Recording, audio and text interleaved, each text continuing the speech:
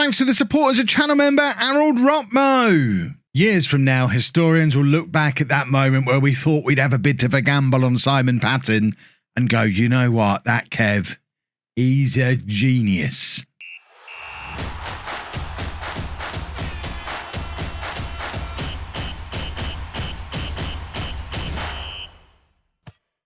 Hello, welcome to Club 2, Part 10 of Non-League to Legend. I'm Kevin. Coming up on today's episode, we have two games for you in the Championship. We're away against Stoke, at home against Coventry. As you can see, we're top of the league. Since you were last with me, this is what's been going on. We've been winning lots of football matches, and Simon Patton has been tearing up the Championship, still only 19 years old. He's now got 11 goals from his first 15 Championship appearances. He's our top scorer. I suspect he's one of the top scorers in the Championship, if not the top scorer. He is joint top scorer in the Championship at 19 years old. Reece Devine is in there in third place on assists, and bearing in mind he missed like 4 games injured as well, with the highest average rating. That's two of our young signings from the summer who were already absolute superstars at Championship level. I don't know what this has done to our season preview. We're now expected to finish 19th rather than 21st. Thanks, bookies. We're top of the league with a third of the season gone. Give us a little more credit, maybe. How is Patton not on there? Who is our best players according to this? We have to scroll down a long way. Oh, my word. There you go. It's Taylor and Malden. So it's not even Patton considered one of our best players. Jack Taylor considered our key player, which I guess, to be fair, he is starting to look a little bit more like the Jack Taylor I expected him to be this year. Not that you'd believe it from his average rating, but actually seeing what he's doing on the pitch, he does look a lot more involved and a lot more Jack Taylor-esque. But he's not as good as last year, apparently. I don't get it. I don't understand. But this is the team that we're going to put out there for the game against Stoke. Taylor in there again. Keep an eye on what he's up to, but mainly keep an eye on what Patton's up to, because he is brilliant. Why is Baxter in goal? Because Malden's injured. Baxter's unhappy because we signed him to come in and be our first choice, then signed Malden over the top of him. But Baxter is, I think, is he making his debut today? He is making his debut today, and we've already upset him. This can't end badly, surely. So we're going with Baxter in goal, a back four of Devine, Anderson, Sykes and Lawrence, Taylor and McCormick in midfield, Palmer, Schmodix and Burns supporting Patton up front. Just keep an eye on the pace and the movement and the composure of Patton. He's scored little dinks over the goalkeeper. He's scored one-on-ones. He ruins defenders for pace. He is just everything I want in a striker, even if he ends up being an inside forward on that right-hand side because of his supposed lack of finishing. I feel like he's going to be one of those who is a really good striker in the Championship, but in the Premier League he has to play on the wing. As a Peterborough fan, I think of Dwight Gale when I think of that kind of player. I think Palace played him on the wing when they first went up with him, maybe. Newcastle didn't give him enough of a chance playing up front regularly either. That's a very good goal from Stoke. But I think Patton might be one of those who he'll score goals for fun at this level, but we'll play him out wide next year because I imagine his lack of finishing might actually count against him in the Premier League. Where, look at me talking as if we're in the Premier League next year. We'll play him on the wing next year when we're in the Premier League, because at the moment I think he probably does need quite a few chances to score a goal, and he's not going to get quite a few chances in the Premier League. So he probably needs someone a little bit more prolific at that level. But his pace and running and just energy and pace, it's all about the pace. We're still going to need that, so we'll just move it out onto that right-hand side. But for now, he gets enough chances to score enough goals at this level, so we'll keep him playing up front until he stops scoring. There is Patton. There you go. There's his pace. There's his composure. It's exactly what I'm talking about. A little bit of a mistake by the Stoke defence, and Patton just not having that. You make a mistake, I will punish you for it. And he just reacts quicker than everybody. It's not even a massive mistake. It's a slightly sloppy pass, and Patton's just in there first, and then just slotting it underneath the goalkeeper at the far post. It's everything I'd just described from him. And he's doing stuff like that time and time again. He is quick and he is composed. It doesn't matter that he's not a very good finisher. The pace and the composure is enough to get him those kind of goals. But they're, like I was saying, I think they're probably the kind of goals he might not get at a higher level. Baxter is not very good, is he? My goodness, Baxter's not very good. We need Malden back in this team pronto. Although that one's actually gone down as a good save, apparently. He's on a 7.1 currently. Right, Burns looking for a long throw. That is a big throw that their goalkeeper's not dealt with. Casey Palmer, I don't think, is expecting it and just kind of swings a foot at it without really trying to place it. And really, probably deserves a goal there. Or we deserve a goal there. Palmer was terrible. He doesn't deserve a goal. I think Peterborough United Football Club deserved a goal in that scenario. Palmer trying to make up for it with a cross that he's drilled to that far post from the free kick. There were a couple of Peterborough players there to try and convert, but the goalkeeper got there first and the move ends. Or so we think. The highlight seems to be continuing. It's with Devine at left back, plays it forward to McCormick, who in turn finds Palmer, who's made it back over to the left-hand side of the pitch. And now Jack Taylor, who's dropped deep to slot it in for Devine. Cross comes over. Burns is there. Schmodix is lurking as well. And it's back with Jack Taylor in midfield again. We are knocking on the door at the moment. It feels like a goal is coming. If we can go ahead before half-time, that would be lovely. Palmer again getting involved, bursting into the penalty area, and his shooting lets him down. But he does. I mean, he's one of those players who always seems to be involved in what's going on, even if it's not necessarily in a positive way. That was a hopeful lump forward from the free kick from Stoke, and that time Baxter's actually done quite well to keep hold of it. I'm not going to make him a scapegoat. Credit where it's due. It's a good piece of goalkeeping. Lawrence now looking to play it forward. I think he's looking for Patton, but it was nowhere near him. Schmodix wins the ball back, and Patton is chasing around again. This Stoke player's got to be offside here. He is offside. It's disallowed, and I think that's probably going to be the final highlight of this first half. 1-1 at half-time. I'll take it. I do feel like we've probably got enough. We've shown enough in this game to hope for a winner in the second half. Stoke are currently 20th in the league. We're top. I don't think it's unreasonable for us to go out in this second half and try and win this football match. We've certainly appeared to be the better side so far, and if it wasn't for some iffy finishing, largely from Casey Palmer, I think we would be ahead. Sykes heads it forward, looking for Burns, but it's nicked off him. And now we've left big gap behind us there, and I can't blame Baxter for that one. Sykes has taken too long to get himself back into his position from his original clearance. And there's just a big gap behind him. So there's the header from Sykes, but he doesn't then, he's not keeping an eye on what's going on behind him. He's kind of watching this guy, but not watching the two players coming the other side of him. Lawrence, who's still not really a fullback, isn't covering it either. And we've let two of their players in. And it's some pretty poor defending. And we're 2-1 down, and I don't feel like we deserve to be behind in this game. But Stoke are the team in possession again, and we might need to change some things up in the near future, because it's Stoke coming at us again, and we've given away a penalty, and it feels like a very soft penalty to give away. Devine wins the ball there. I'm not quite sure how it's a penalty, but we're about to go 3-1 down, and we've been the better side. And I don't get it. I don't understand how we're losing a football match that we've pretty effectively controlled. Well, I'm going to look at the stats. I need to check that I'm not losing my mind here. I mean, they've now had the penalty, so they've gone back ahead for XG, but we've had more shots. We've had more possession. Until the penalty, we'd had a higher XG. We have been the better team, but we've just not taken our chances, and we saw it in the first half. We were watching us miss them over and over again, and it ties into what I was saying about Patton. It's that lack of killer instinct, obviously not from him, because he's scored again. He's a good player. He really is.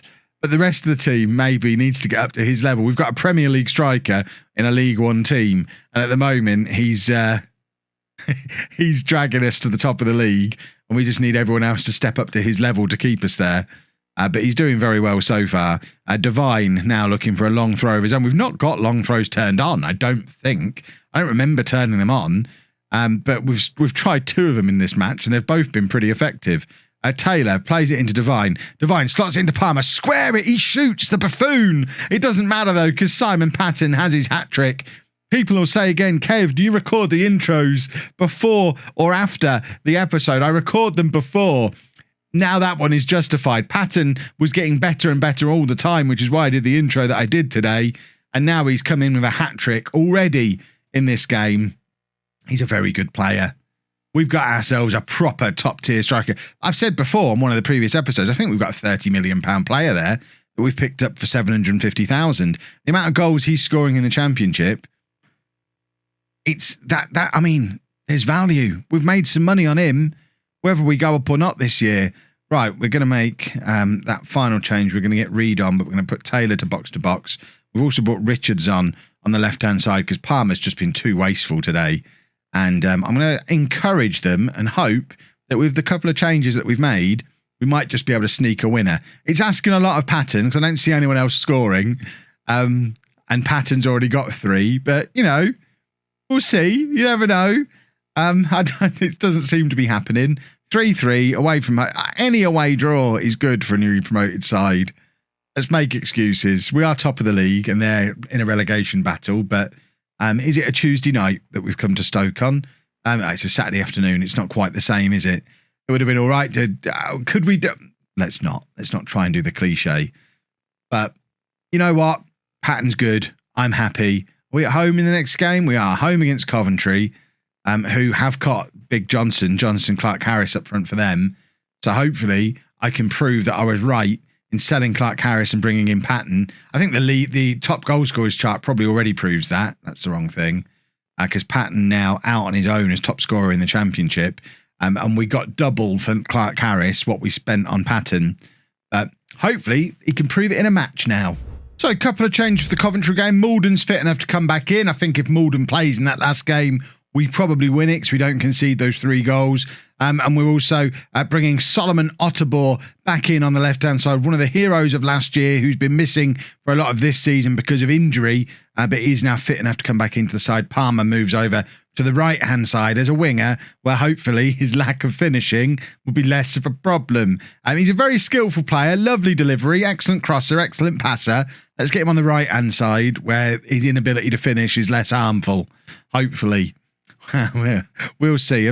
They have got Clark Harris up front for them in the Coventry side. So they spent £1.4 million on him. We spent $750,000 on PATTON to replace him. Let's see who's right. That's the game we're playing. I love a good game of let's see if Kev was right. They're playing a back 3 against our one little striker, which is a little bit of a worry. Very, very defensive minded. But hopefully PATTON can ruin them. He's gone past 2 of them here, having a shot from range. And that's not really the strength of his game, trying to play up on his own and having shots from range. He needs players up there supporting him and arguably less time on the ball. He needs to be there chasing onto passes or finishing moves off rather than trying to get everything going on his own like he was there. Maybe that will come with time. He's still very young. But at the moment, I need players up there supporting him. We need Solomon Otterbor up there and Schmodix, who's been very quiet this whole episode so far. And Palmer, not mentioned him yet this game. It's been a very quiet first half. We're pumping the fists, asking for more in the second half. And here is Palmer with that delivery that we were talking about before. Lands it on the head of Sykes, but his header isn't able to stay down under the crossbar. And it goes out for a goal kick. And now it's a free kick for Coventry. 7 minutes gone in this second half. And Coventry trying to play the ball through the middle. And it's now gone out wide to that right-hand side. And I'd like somebody to win the ball back around about now, please. I'm keeping a very close eye on Clark Harris. Luckily, so is Jack Taylor, who wins the ball off of him comfortably. And here is Solomon Otterbor. Our first look at him this season, I think, for you. Plays it back quite cleverly, looking for Sammy Schmodix. But it doesn't actually make it through to him. But we rebuild through Taylor and McCormick and now Devine. There's Schmodix, who's drifted out to the left now, playing it to Devine, who we know is a bit of an assist machine at the moment. Devine cuts it back to McCormick, who shoots from range, and it's Palmer who actually got the header onto it. I think it's hit the crossbar and gone out for a goal kick, but that looked a lot more positive. Although, to be fair, looking at the state of the match stats, Coventry yet to have a shot, and our XG is only 0.2 for the entire game so far. Another long throw. I need to check that I've not accidentally turned this on and not realised. And that's a big miss from Sammy Schmodix. PATTON does brilliantly to play it into the path of Schmodix, who almost has an open goal, but somehow finds a way to hit the post. Lawrence, I've just read, I thought he was injured, but it was actually a yellow card. I need to take my time a little bit more in situations like that. We've just made an unnecessary substitution. PATTON not actually playing very well today, so to show that I have no favourites, I have a favourite, but I have no favourites, we're going to bring Morganson on, who has scored, I think, once or twice already, largely coming on the left-hand side as an inside forward, but we'll give him a go up front as the pressing forward, see if he can maybe create something for us out there. Solomon Otterbor trying to go it alone. I think he thinks we're still in last year where he doesn't have anyone in the middle who can finish. It's seeing Clark Harris has reminded him. It just needed to slot that into the path of PATTON, and we probably get a goal there. I am going to take off McCormick, who is very, very tired. Bring on Lewis Reed again. Taylor can swap over with him and go into the box-to-box role. And a goal would be nice now, lads. Coventry are 14th. We've misfired a couple of times here against teams we're better than.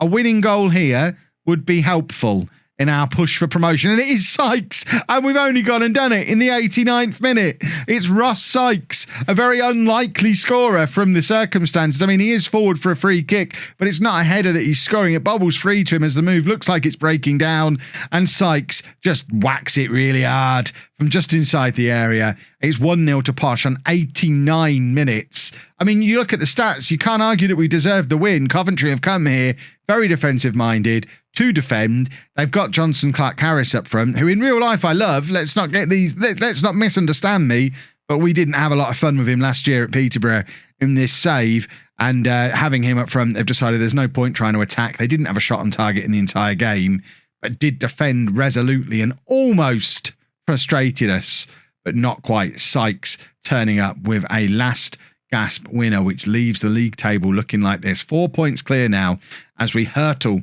towards the halfway point of the season. In fact, that's probably roughly when we'll come back, around about the halfway point of the season, probably around about here somewhere. Maybe Leeds is an interesting game. McDonald's is live on TV. It might be nice to come back around about here so we can plan what our transfers are going to be for January, because we still have a big pile of cash to spend. If we decide we need to, we can go out and spend some money in January, but obviously looking at the league table, I would suggest we might not need to, but who knows which of these players might be starting to attract interest. What's that?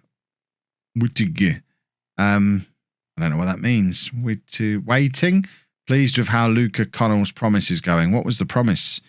Thinks Luca Connell should be reassured of his place in the team. Well, I just loaned him out, and he's not really playing for Oxford, who are also in this league, to be fair. I mean, he's obviously good enough to be a squad player for us. His attitude just wasn't quite right. So yeah, we'll be back tomorrow, somewhere around here, with a couple of interesting games and hopefully a continued promotion push. If you've enjoyed that, please make sure you leave a nice big thumbs up on there for me. Subscribe to the channel for daily Football Manager videos, and thank you very much for watching.